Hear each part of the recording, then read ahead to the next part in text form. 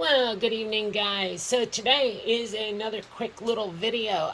This here that you're looking at is actually a rock trimmer that I built, oh gosh, probably 15 years ago on the lathe and milling machine. Got the prints. I can't remember where.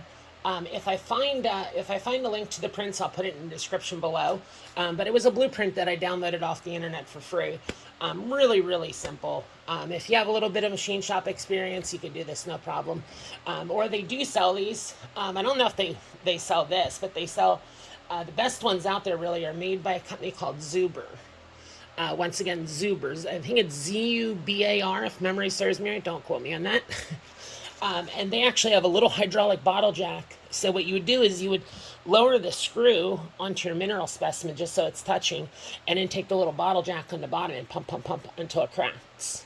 And you trim the piece off, so they're a lot finer. But this is something easy peasy. I take this along with me when I go out to Arizona or anywhere I go that I'm digging.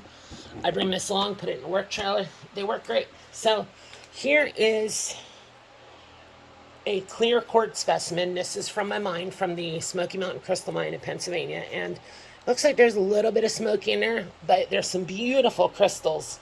The luster on this stuff, it really, when I say this, guys, I'm not trying to get into competition with anybody who digs Herkimers, but they really do have an even better luster than Herkimers. They look like they're faceted. But on this particular piece, it's a matrix piece. You get these areas that are just kind of like bull quartz here, here, and here, and here. And if you were to trim that into a little bit smaller of a specimen, it's actually going to be a lot bigger specimen, if that makes sense. Everything in there is going to be more well defined. The crystals, your eye, instead of going to this right away, your eye is going to go right to this. So that's why it's so important. So what I'm going to do is I'm going to take and I'm going to put it on an easy side here. And I'm going to bring this little guy down. And this is not an exact science, guys. Don't be afraid of breaking a specimen. I wouldn't start. I don't want to talk while doing this. There we go. There we go. See, I just trimmed off that little corner right there. Okay, now we're going to go to this. So I'll back it back off. When you first start trying to do this, guys, first couple times, use something that you don't care about. Don't go using a $5,000 tourmaline specimen and then be like, oh, it didn't work. It all broke. Sometimes they do, no matter how good you get at it. What I found is that I tighten it down to this pressure, and depending on the specimen, you got to watch. You don't want to snap them. On this one, we should be able to just take it, and if you look, there you go. See, it just came right off. So we'll back it up again. And we're going to try to knock that knuckle off right there. But we've got to watch. We don't want to take that crystal off. That's right in here. Let me move the camera here a little bit better for you guys. There we go. Okie doke.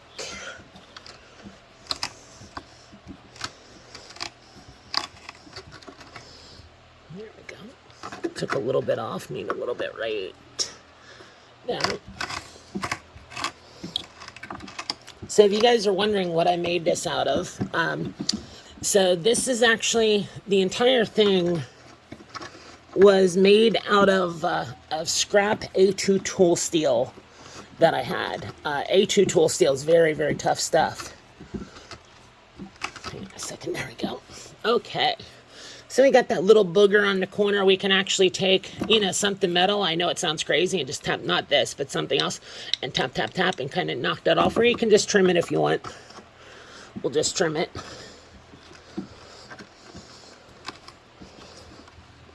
There we go.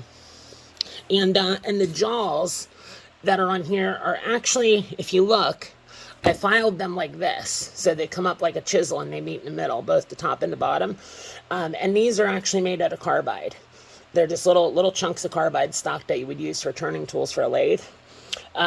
So you can take these off anytime you want. If they get dull, you just pop these little set screws out here and pull that guy out, take it, sharpen it on a bench grinder real quick, and away you go. Okay, So next we're going to move. You can see how much better that looks already. You know, you got all that junk that was hanging off that side. Now we need to get some of this off, but if we come kind of like this and like that, I think we'll have a really good result. At least I hope. I'm worried about that crystal in the end here. Oh, we'll see. Okay, yeah, that's just broken bull quartz on the bottom. Nothing to write home about. There we go.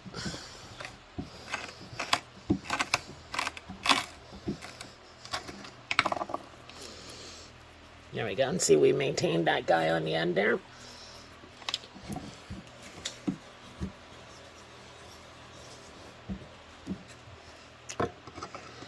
And now we want to take off this part here. I saved this for last because this was the thickest part. So I kind of wanted to take the other pieces down that I knew would be a little bit less of a challenge, so this would break off evenly. There we go. There we go.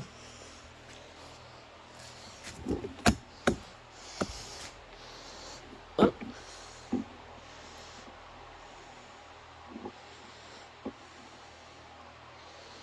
So there you have it, guys. It's not normal to have really hardly any iron staining on this from this mine. But you can see a little bit seeped in. I did put this in some oxalic acid for a few days because there was a little bit of iron stuck down there. Still a little bit there. So given that little spot around it, I have a little tub of oxalic acid over there with different specimens in it and whatnot. So I'll take this guy and we'll just soak him overnight and away he goes. So there you go, guys. This is an easy way. You will dramatically increase the value of your specimens. You'll increase your sales by, oh my gosh, at least double by trimming him. If you have big specimens that are all gnarly, like you see that big guy in the back there, normally I would take him and I would trim him up. But he sort of has that aesthetic look, you know what I mean, just the way it is. So it's not that every single time you have host rock around it, you have to take it off. You want to take it off and make your specimen as aesthetic as possible, you know, as you go through it. So don't get stressed out about it or freak out that you're going to break it. You know, just sit back and try to have some fun with it and just really enjoy what you're doing, and it'll show in your work. If you guys have any questions, comments, concerns, let me know. I thank you guys for watching, and you guys have a wonderful week. God bless, guys.